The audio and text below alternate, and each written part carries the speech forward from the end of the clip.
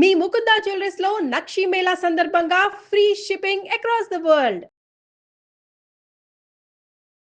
నమస్తే, నేను కీర్తి. మీరు చూస్తుంది సుమన్ టీవీ. సుమన్ టీవీ ప్రేక్షకులందరికీ కనుమ పండుగ శుభాకాంక్షలు. నాతో పాటు ప్రముఖ ఆధ్యాత్మికవేత్త అనంతలక్ష్మి అమ్మగారు ఉన్నారు. నమస్తే అమ్మా. నమస్తే అమ్మా. కనుమ పండుగ శుభాకాంక్షలు అందరికీ కూడానమ్మా కనుమ పండుగ శుభాకాంక్షలు. అమ్మ, ఈ వీడియో స్టార్ట్ చేసే ముందు వరకు నేను మిగతా గెస్ట్లతో చేసినప్పుడు కూడా కనుమే అన్నానమ్మా. కనుము అనాలని మీరే కరెక్ట్ చేశారు నన్ను. అవును, కనుము అనాలి. ఇదే కరెక్ట్ అమ్మ. రైట్. సో కావాలంటే నిఘంటు చూసుకోండి. మీరే మాకు డిక్షనరీ. నేను డిక్షనరీ చూసి మరీ చెప్పా. రైట్. సో ఈ రోజు విశిష్టత, ప్రాముఖ్యత, ఈ రోజు నాన్ వెజ్ తినే వాళ్ళకి కక్క ముక్క తినే రోజు అని మాత్రమే తెలుసమ్మా. కాకుండా ఈ రోజుకున్న విశిష్టత మీ ద్వారా తెలుసుకుంటాం. మనం ఎంతసేపు ప్రతిదానికి కూడా మన ఆహారంతో ముడిపెట్టుకుంటాం గనక అంతవరకు చెప్తారు. తప్పు లేదు. మాంసాహారం తినేవాళ్ళు ఈనాడు తప్పనిసరిగా మాంసాహారం తింటారు. మాంసాహారం తినని వాళ్ళు ఏం చేస్తారో తెలుసా? మాషం బదులు మషం తినడం. అంటే మాషం అంటే మినుములు, మషం అంటే మాంసం. అంచేత ఇది తినని వాళ్ళు అదన్నా తినాలి. అందుకని ఒక మాట ఉంది, కనుము నాడు మినుము తినాలి అని ఒక పదం. కనుమ నాడు కాదు, కనుము నాడు మినుము తినాలి అనేది ఒక సామెత. అలాగే కనుము నాడు కాకైనా మునుగుతుందని ఇంకో సామెత. అంటే అమ్మా చెప్తా. కనుము నాడు కాకైనా కదలదు అని ఇంకొక సామెత. ఎన్ని సామెతలు ఉన్నాయి? మిగిలిన ఏ పండగకి లేనన్ని సామెతలు ఒక్క కనుము నాడు ఉన్నాయి. దీనికి ఇంతటి ప్రాధాన్యం ఉంది. ఎందుకు అంటే మన సంప్రదాయంలో అందరికీ సమప్రాధాన్యం ఉందమ్మా. మన ఆధునికంగా అనేక రకాలైనటువంటి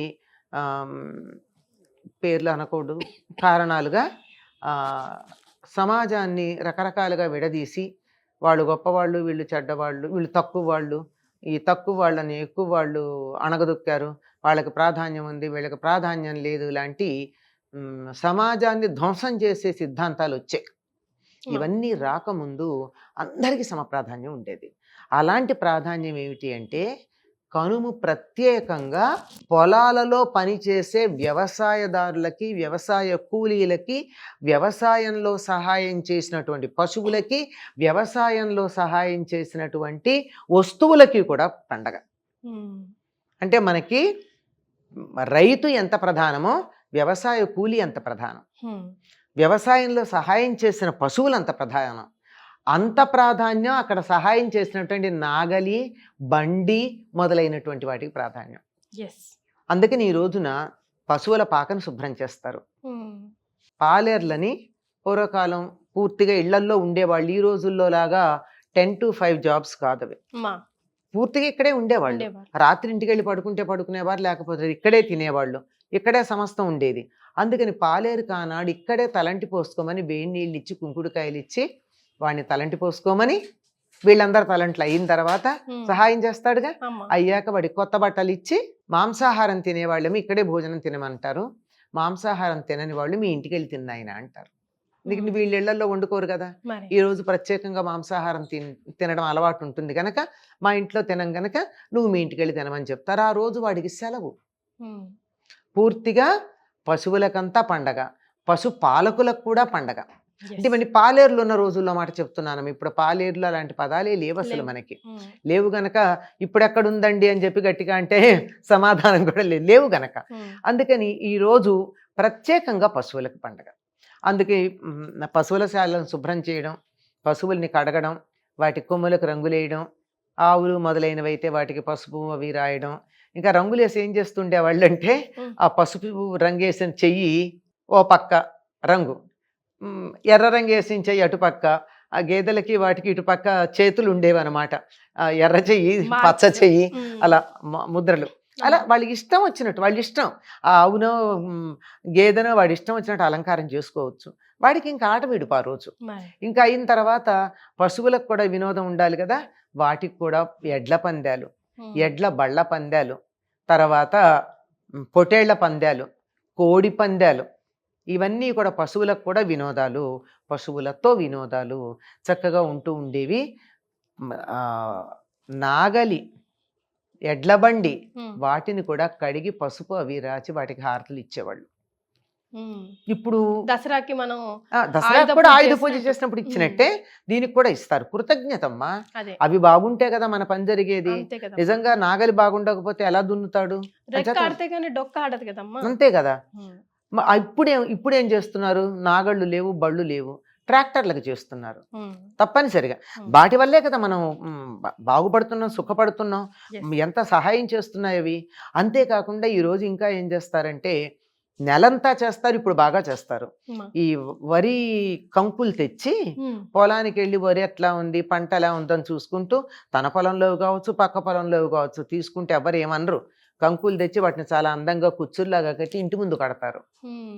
కడితే పిచ్చుకలు వచ్చి ఒక్కొక్క గింజ తినెడుతూ ఉంటాయి. ఆ పిచ్చుకలు అలా వచ్చి వెళ్ళిన ఇంటికి ఎంతో శుభం అని చెప్తారు. ఇప్పుడు ఎలా కట్టకపోయినా కానీ కనుమ రోజు ఇప్పటికీ కూడా గోదావరి జిల్లాలో అక్కడ కూడా ఇటు కృష్ణా జిల్లాలో కొన్ని ప్రాంతాల్లోనూ కనుమ నాడు గుడికెళ్ళి దేవాలయంలో ఈ వరి కంకులు కట్టేస్తారు. అంటే పక్షుల్ని కూడా ప్రకృతి ఉంటేనే కదా, పిచ్చుకలు ఉంటేనే మన పంటలు బాగా పండుతాయి. ఒకప్పుడు చైనా దేశంలో ఒక పిచ్చుక ఎన్ని బస్తాల ధాన్యమో తింటుందని పిచ్చుకలు లేకుండా వేటాడి పిచ్చుకను చంపిన వాళ్ళకి ఇంత డబ్బు అని చెప్పి చాలా జాగ్రత్తగా పిచ్చుకలు లేకుండా చేశారు. 1936 ప్రాంతం, ఎప్పుడో తేదీ గుర్తులేదు కానీ ఒక 5-6 ఏళ్ళు పోయేటప్పుడు పంటలు నాశనమైనాయి. ఏమిటంటే పంటల పురుగులు పురుగు పట్టిపోయినాయి. మరి పురుగులు అది వరకు ఎలా ఉండేదంటే పిచ్చుకలు తినేసేవా పురుగులు, అందువల్ల పంటలు బాగుండేవి. అప్పుడు మళ్ళీ బోల్డు డబ్బిచ్చి కొనుక్కున్నారు పిచ్చుకల్ని. అంచేత పక్షుల్ని ఆదరించటం అన్నది అంత చాలా భయంకరమైన పద్ధతిలో నేర్చుకున్నారు వాళ్ళు. మనకి మన సంప్రదాయం పక్షుల్ని కూడా ఆదరించండరా. మీకు సాయం చేసినటువంటి ఆవుల్ని, గేదెల్ని, గొర్రెల్ని, కోళ్ళని వీటన్నిటిని మర్యాద చేయండి, గౌరవించండి. వాళ్ళ పట్ల కూడా వాటి పట్ల కూడా మర్యాద కలిగి ఉండాలని ఎంత బాగా చెప్పారు మనకి. వాటిని దైవ స్వరూపాలుగా చెప్పడం ఉన్నది. ఇంత బాగా పశువుల పండగ, దీని అసలు కనుము అంటే పశువుల పండగ అంటారు. దాని పేరే పశువుల పండగ. ఈనాడు పశువులన్నిటికీ కూడా చాలా చక్కగా ఈ సందర్భంలోనే జంతువులన్నిటికీ పోటీలు ఇవాళ్లే పెడతారు, కోడి పందాలు కానీ ఇవన్నీ కూడా. అయితే మనం ఇప్పుడు కొంచెం బాధపడాల్సిన విషయం ఏమిటంటే ఈ కోడి పందాలు కొంచెం తీవ్ర స్థాయిలో ఉంటున్నాయి. కోళ్ళు చచ్చేదాకా ఉంటున్నాయి. కోళ్లే కాదు, మనుషుల తలలు తెగేదాకా కూడా వస్తున్నాయి కొన్ని చోట్ల. అది వికృతమైనటువంటి దేన్నైనా పాడు చేయడం మనిషికి చేతవు గనక దీన్ని కూడా పాడు చేశాడు. ఇలా కాకుండా చక్కగా ఆరోగ్యకరంగా వినోదకరంగా ఈ కోడి పందాలు కానీ, గొర్రె పొట్టేళ్ల పందాలు కానీ, ఎడ్ల పందాలు కానీ, ఇక్కడి నుంచి మా ఊరి నుంచి విజయవాడ దాకా 20 మైళ్ళమ్మా. అంత దూరం బండి కట్టుకుని ఆ బండి మీద ఎవరు ముందుగా విజయవాడ పెడతారు, అది బండి పందాలు, ఎడ్ల పందాలు. అట్లా ఉండే మా చిన్నతనంలో చూసాం మేము. వాటికి చక్కగా గెలిచి వస్తే వాటి మెడలో దండలేసి, మరి వాటికి ఏమిటి తృప్తి అంటే వచ్చాక యజమాని దాన్ని ముద్దు చేసే పద్ధతికి చాలు దానికి, అంత బాగా చేస్తూ ఉండేవారు. ఇవన్నీ ఉన్నాయి. మరి మీరు 4వ రోజు పండగ కూడా ఉంటారు కదా, ముక్కనుమ. ఈ రోజు ఏంటమ్మా ముక్కనుము అంటే? కనుము తర్వాత వచ్చేటటువంటిది. ఇందాక ఓ మాట చెప్పాను మీకు, కనుము నాడు మినుము తినాలి అని చెప్పి. తప్పనిసరిగా అంటే మాంసాహారులు మాంసం తింటే, మాంసాహారం తిననటువంటి వాళ్ళు మినుము తింటారు. అదే అంత బలం కలిగించేది అని అర్థం. తర్వాత కనుము నాడు కాకైనా కదలదన్నారు. ఎందుకు కదలదు అంటే అందరూ కూడా ఆ రోజుల బళ్ళ మీదే కదా వెళ్ళేది. ఉంటే గుర్రాలు వాటికి కూడా ఆ రోజే చేస్తారు. ఇవన్నిటికీ విశ్రాంతి ఇచ్చిన రోజున పొరుగురు ప్రయాణం అంటే ఎట్లా పెడతారమ్మా? వెళ్ళకూడదు కదా. అంచేత విశ్రాంతి, హాలిడే. అంచేత ఇప్పుడు కనుమ నాడు కాకైనా మునుగుతుందన్నారు. కొన్ని సంప్రదాయమైనటువంటి కుటుంబాల వాళ్ళు సంక్రాంతి నాడు పెద్దలకు పెట్టుకుంటే పితృదేవతలకి, మిగిలినటువంటి వాళ్ళందరూ ఈనాడు కనుమ నాడు పెద్దలకు పెట్టుకుంటారు. అందుకని తప్పనిసరిగా అందరూ తలస్నానం చేస్తారు. తలంటి పోసుకోరు. తలంటి అంటే నూనె పెట్టుకుని రుద్దుకోవడం శుభానికి చిహ్నం. ఇది శుభం కాదు, పితృదేవతలకు సంబంధించింది. అందుకని తలంటి స్నానం చేస్తారు. ఎప్పుడైతే ఇవి పని అయిపోతుందో తర్వాత రోజు ముక్కనుమన్నం. ఇప్పటికీ సంక్రాంతి నాడు ఉత్తరాయణం వచ్చేసింది. ఈ అన్ని శుభకార్యాలు ఏదైనా మొదలు పెట్టుకోవాలంటే మొదలు పెట్టుకోవచ్చు. కనుక ముక్కనుమ నాడు అన్ని రకాల వ్రతాలు మొదలైనటువంటివన్నీ పెట్టుకుంటారు. ఆనాడు కూడా ఒకప్పుడు మా చిన్నతనంలో సెలవు ఉండేది, ముక్కనుమ నాడు కూడా. అంటే ఇవాళ పని వాళ్ళందరూ రారు, పాలేళ్ళు ఆవులు గేదెలు వాటన్నిటికి కూడా విశ్రాంతే కదా. ముక్కనుమ నాడు అన్నీ మొదలు పెట్టుకుంటాం గనక ఆనాడు నుంచి ఈ సావిత్రి గౌరీదేవి నోము అన్నది 16 రోజులు చేసుకుంటారమ్మా. చాలా మంది 16 సంవత్సరాలు చేయాలి. ఇప్పుడు ఎక్కడ మనకి కనపట్టలేదు ఆ వ్రతం గురించి. 16 సంవత్సరాలు చేయాలమ్మా. 16 సంవత్సరాలు చేయాలి. Every year once. ఈ ముక్కనుమ నాడు మొదలుపెట్టి 16 రోజులు చేస్తారు. ఇందులో ఒక ఐకమత్యం ఉంది. అమ్మా. ఊళ్ళో ఎంతమంది చేస్తే అంతమంది ఒకింట్లోనే చేయాలి, అందరిళ్లలో చేసుకోకూడదు. ఓ. ఎవరింట్లో చేయాలంటే ఎవరు ఎక్కువ సంవత్సరాలు చేస్తుంటే వాళ్ళ ఇంట్లో. ఓ. అదొక ఇప్పుడు ఒక 10 ఏళ్ళు చేసింది అనుకో ఒక ఆవిడ, మిగిలిన వాళ్ళందరూ ఆవిడింట్లో చేయాలి. 15 ఏళ్ళు చేసిన ఆవిడ ఉంటే వాళ్ళ ఇంట్లో చేయాలి.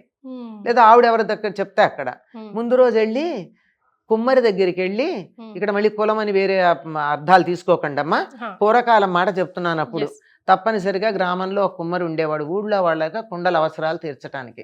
అది వృత్తి అంతే, వేరే కులం అని అనుకోవద్దు. అక్కడికి వెళ్ళి అతడికి చక్కగా బట్టలు అవి ఇచ్చి, దక్షిణ ఇచ్చి, తాంబూలం ఇచ్చి, అక్కడి నుంచి అమ్మవారి బొమ్మ తెచ్చుకుంటారు. అంటే ఎంత గౌరవించారు చూడండి. తీసుకొచ్చి ఆ ఇంట్లో పెట్టి 16 రోజులు ఆ ఊళ్ళో వాళ్ళందరూ కలిసి చేస్తారు. ఇది పద్ధతి అమ్మ. ప్రతి చోట కూడా అన్ని వృత్తుల వారికి సమానమైన గౌరవం ఇచ్చేటటువంటి పద్ధతి మన ప్రాచీన సంప్రదాయంలో ఉండేది, తర్వాత కాలంలో పోయింది. అందువల్ల మనం సమాజంలో రకరకాలైనటువంటి సమస్యలు వచ్చాయి. కానీ మరి వెళ్ళి అక్కడికి వెళ్ళి బొమ్మ తెచ్చుకోవడానికి వెళ్ళి కుమ్మరిసారికి దండం పెట్టి ఆ కుమ్మరికి బట్టలు పెట్టి తాంబూలం ఇచ్చి తెచ్చుకున్నారంటే గౌరవించారా కాదా? డబ్బు తర్వాత మాట, గౌరవం ప్రధానం. ఆ గౌరవం ఇచ్చి తెచ్చుకోవడం ఉంది. ఇలాంటివన్నీ మనకి మన పండగల్లో, వ్రతాల్లో అన్నిట్లో కూడా ఈ సర్వ మానవ సౌభ్రాతృత్వం అనే దానికన్నా మించి సర్వ జీవ సమానత్వం అనేది కనపడుతుంది. ముఖ్యంగా ఈ 3 రోజు పండుగల్లో మనం నేర్చుకోవాల్సింది అదే కదమ్మా. అంతేనా. చాలా సంతోషమమ్మా. మరొకసారి కనుమ పండుగ శుభాకాంక్షలు. అందరికీ కూడానమ్మా. అందరికీ అంటే మనుషులకే కాదు, జంతువులకి, ప్రకృతికి అన్నిటికీ కూడా క్షేమం ఉండాలి. అవి బాగుంటేనే మనం బాగుంటాం గనక సర్వే జనా కాదు, సర్వే జీవా సుఖినో భవంతు అని అనుకుందాం. చాలా సంతోషమమ్మా. ధన్యవాదాలు.